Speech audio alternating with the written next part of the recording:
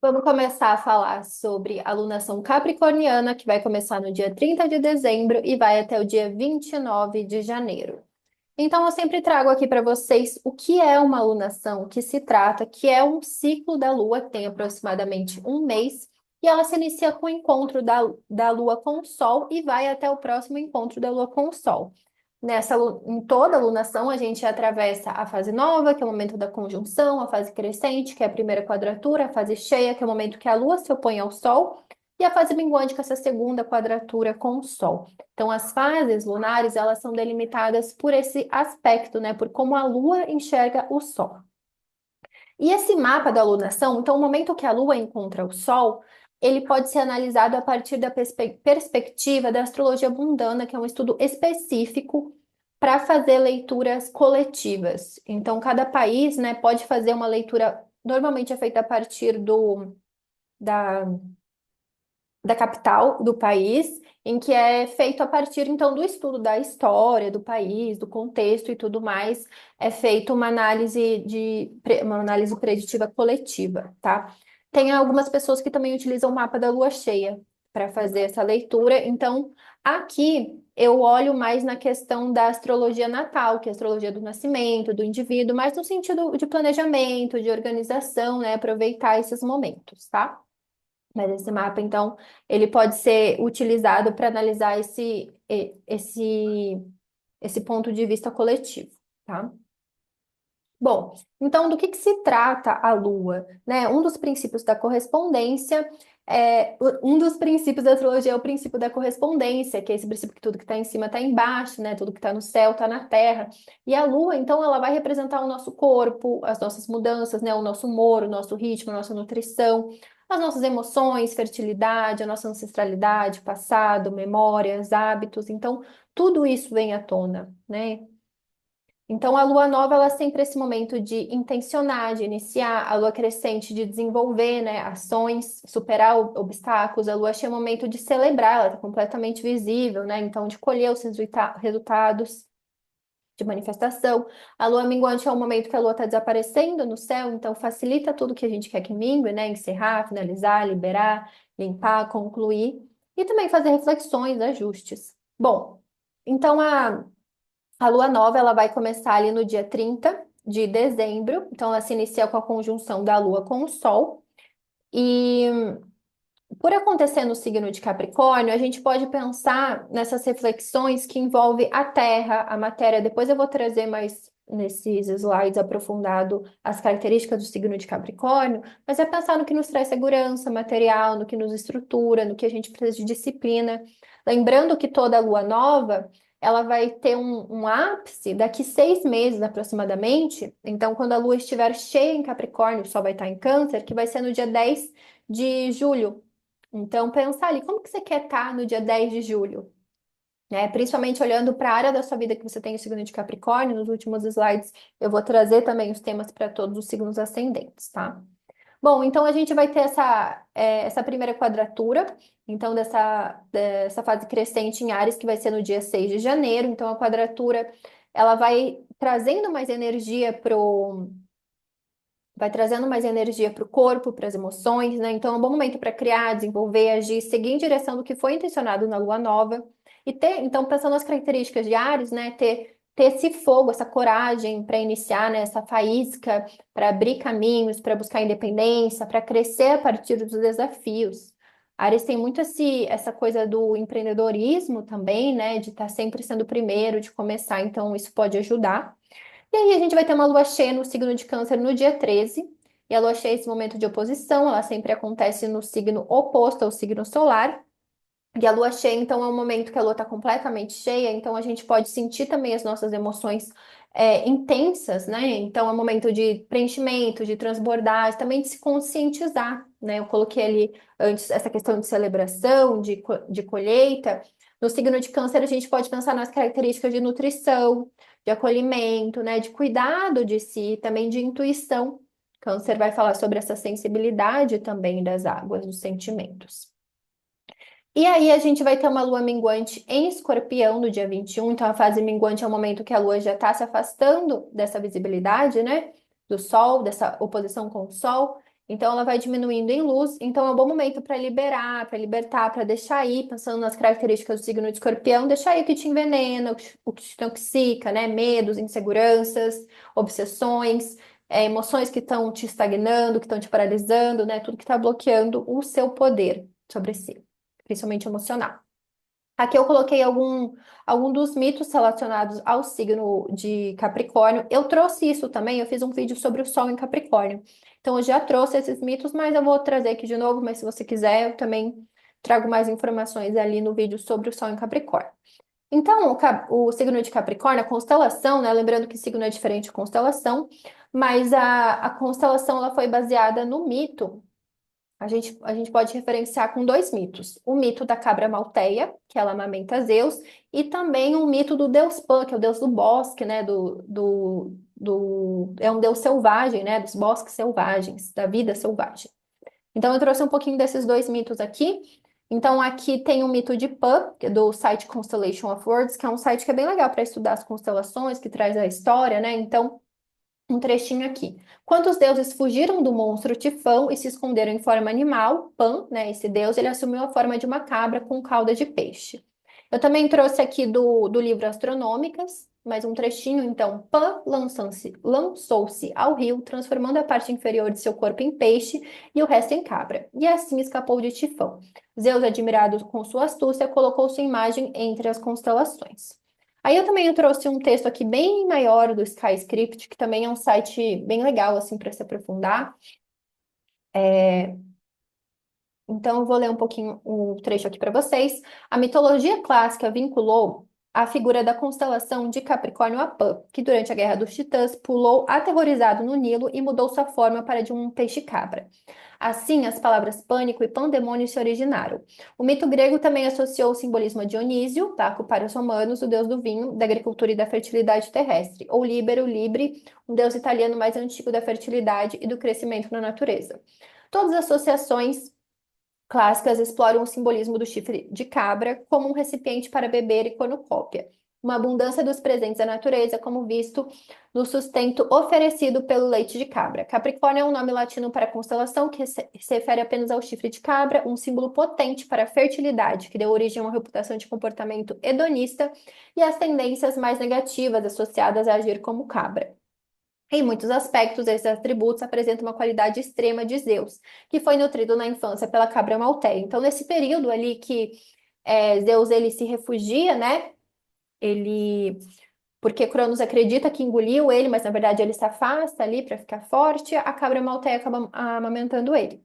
Um significado espiritual mais profundo e uma origem com o sabor mais saturnino são revelados na antiga representação deste grupo de estrelas, com o antebraço de uma cabra preso a uma cauda de peixe.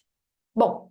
Vamos para algumas. Então, só retomando, né? A cabra malteia amamentou Zeus e o deus Pan, que acabou transformando, ele era um bode e acabou se transformando a parte de baixo em peixe porque ele pulou no rio, tá? Então, algumas características, né, do signo de Capricórnio. Então, é o signo de terra, então traz a gente para a matéria, para o físico, para tudo que é prático. É da modalidade cardinal, os signos cardinais, eles iniciam as estações, ele tem esse impulso de começar, de abrir caminho. Vai reger os joelhos, por também ser regido por Saturno, vai reger os ossos, toda a nossa estrutura óssea.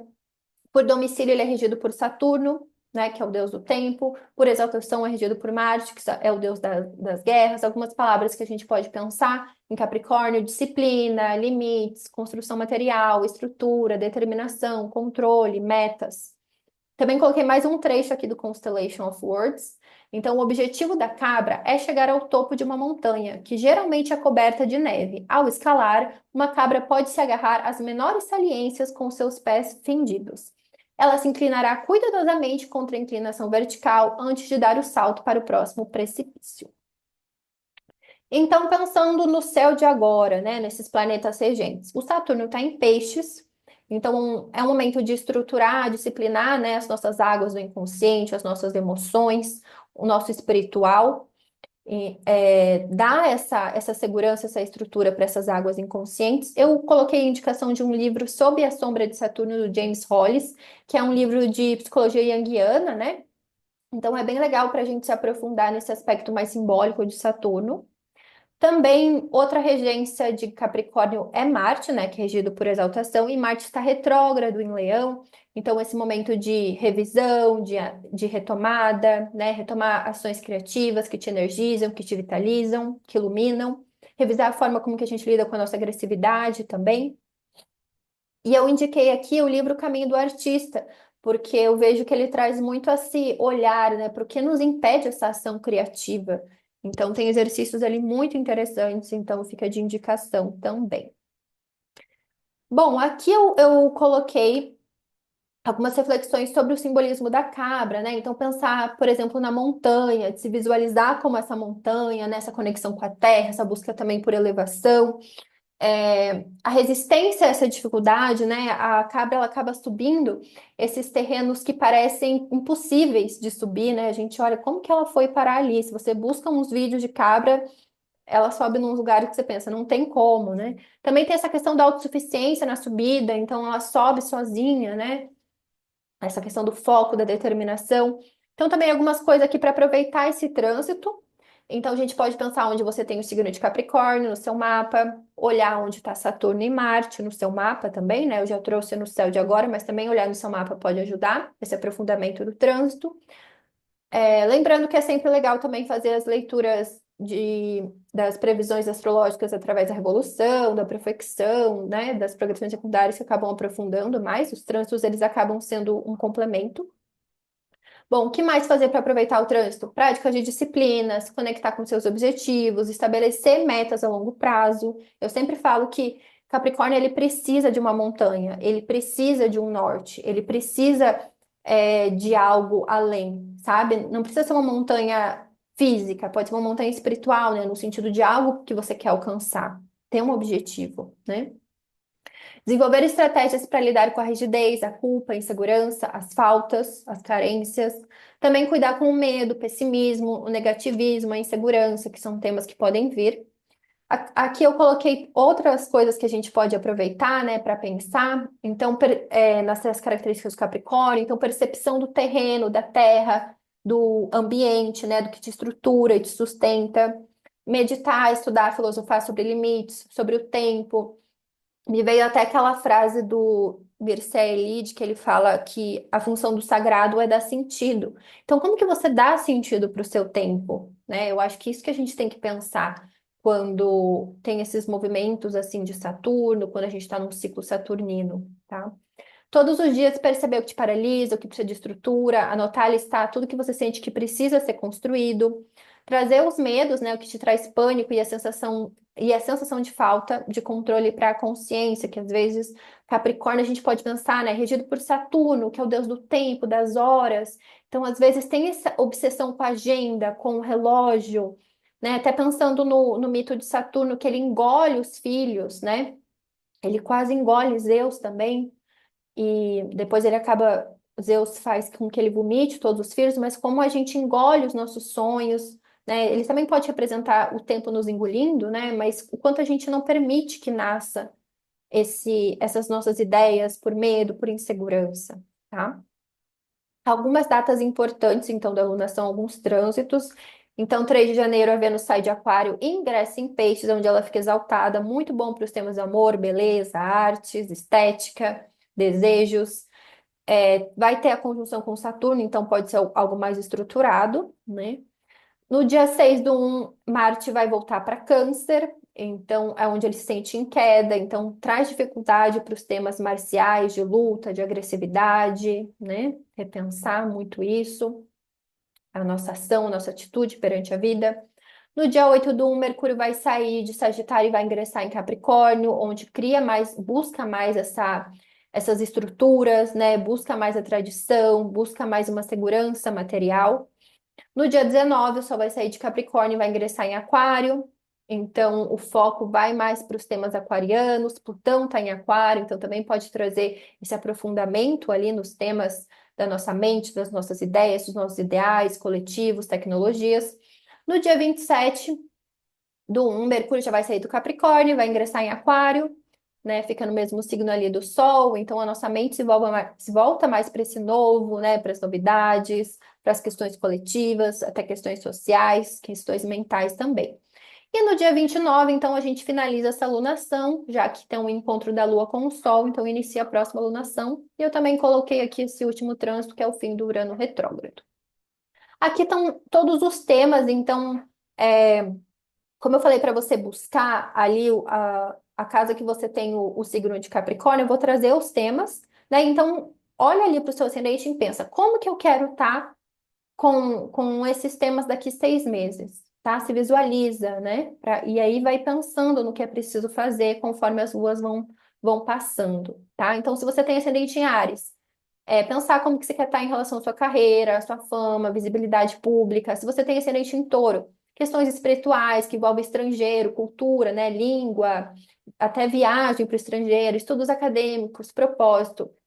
Se você tem ascendente em Gêmeos, como que você está lidando com os fins, com encerramentos, finalizações, às vezes essa ansiedade, esse medo que vem dos fins, né? Estratégias para lidar com esse medo, com essa angústia dos fins. Também vai falar sobre investimentos, recursos que vêm dos outros, impostos, dívidas. Para quem tem ascendente em câncer, então, ativa ali a casa 7. Como que você quer estar lidando e perceber, né, esses padrões, essa dinâmica de relacionamentos, parcerias, associações, contratos. Se você tem ascendente em leão, então, pensar como que você quer estar lidando com os temas de saúde, né, os seus hábitos ali do dia a dia, hábitos de cura, práticas de cura, rituais. Também fala sobre animais domésticos, serviços diários. Se você tem ascendente em Virgem, a casa 5, né, artes. Lembrando que eu estou fazendo toda essa análise a partir do sistema de signos inteiros, tá? Então, para quem tem ascendente em Virgem, artes, criatividade, jogos, diversão, prazer, lazer, filhos também. Para quem tem ascendente em Libra, pega a casa 4, então a casa que representa a casa mesmo, né? Bem imóvel, lar, família, ancestralidade, bases, raízes psicológicas, nossa vida privada, nossa vida íntima. Para quem tem ascendente escorpião, atravessa a casa 3, então pensar ali sobre pequenos cursos, pequenas viagens, mídias, né, deslocamentos. Pode falar sobre primos, irmãos, vizinhos, parentes próximos também. Para quem tem ascendente sagitário, pensar ali nas finanças, né? Às vezes ter um controle financeiro, pensar a longo prazo em relação às suas fontes de renda, bens móveis, né? Todas as posses, sua nutrição também, às vezes perceber se ela está te sustentando. Para quem tem ascendente Capricórnio, então, o corpo, né, a estrutura corporal, as motivações, essa saúde corporal, a vitalidade, tá? Para quem tem ascendente em Aquário, pega a casa 12, então pensar ali sobre a sua saúde mental, sobre os seus padrões inconscientes, às vezes esses momentos assim de retiro, momentos a sós consigo mesmo, como que você lida com isso, tá? Com esses momentos assim de solidão, de solitude, né, de trabalho nos bastidores. Casa 12 também fala sobre terras estrangeiras. Se você tem ascendente em peixes, Saturno está no seu ascendente, né? Então você pode estar sentindo esse peso ali de Saturno, de limites. E atravessa então essa casa 11, a casa dos amigos, grupos, coletivos, apoios, esperanças de vida. Então pensar o que pode ser estruturado, né, dentro desses temas, que pode te ajudar também com o seu corpo, as suas motivações. E agora, se você tem planetas em Capricórnio, o que que isso pode ativar? Se você tem Sol em Capricórnio, questões de afirmação, autoridade, energia, poder, vitalidade. Se você tem a Lua em Capricórnio, também vem à tona questões que envolvem as suas emoções, hábitos, instintos, né? Família também. Se você tem Vênus em Capricórnio, a sua expressão afetiva, gostos, a expressão do seu prazer. Marte em Capricórnio traz as questões de luta, agressividade, conquista. Para quem tem Mercúrio em Capricórnio, traz questões de comunicação, pensamento. Para quem tem Júpiter em Capricórnio, fé, verdade, espiritualidade, né? Otimismo, estudos, crenças. Para quem tem Saturno em Capricórnio, reforça essas questões de responsabilidade, de limites. Para quem tem Urano, Netuno, Plutão em Capricórnio, são questões mais inconscientes, né? São planetas que não são visíveis, olho nu. Urano, então, pode falar do nosso inconsciente mental, coletivo, Netuno, nosso inconsciente emocional, coletivo. A forma como a gente muitas vezes se dissolve no todo, né? Ou se deixa sofrer pelo todo, ou se conecta com valores elevados com o todo. Plutão em Capricórnio, ele pode falar sobre a questão das nossas sombras, né? Do que está oculto, que vem, que precisa ser expurgado, que precisa ser liberado, que precisa retomar esse poder. E aqui tem algumas das leituras que eu faço que você pode se aprofundar, então, em tudo que eu trouxe. Então, as leituras das previsões astrológicas, principalmente para quem tem o Sol em Capricórnio e também para quem tem o Sol em Aquário, né, que também vai vir nesse mês, porque é sempre legal a gente fazer próximo do nosso aniversário, já que a maioria das técnicas, pelo menos as que eu utilizo, elas vão de um aniversário para o outro, então você consegue fazer esse acompanhamento. A leitura da alunação, então, toda alunação, normalmente uma semana antes de começar a alunação, ali na lua minguante da alunação anterior, eu abro essa leitura da alunação, em que eu analiso, então, tudo isso que eu falei aqui, né, cada uma das fases da lua, também abro conselhos através do tarô. E também tem a leitura da mandala astrológica, que é uma leitura de tarô, que ela pode ser feita mensal, trimestral, semestral ou anual, tá? Que daí tem um conselho para as 12 casas, para as 12 áreas da sua vida. Então é isso. Conforme as semanas vão passando, eu vou tentando trazer vídeos sobre cada um dos trânsitos, sobre cada uma das luas, e sempre tem, então, o horóscopo do dia em forma de vídeo, em forma de áudio no Spotify, para se vocês quiserem acompanhar e entender mais sobre o céu no dia a dia, esse céu diário.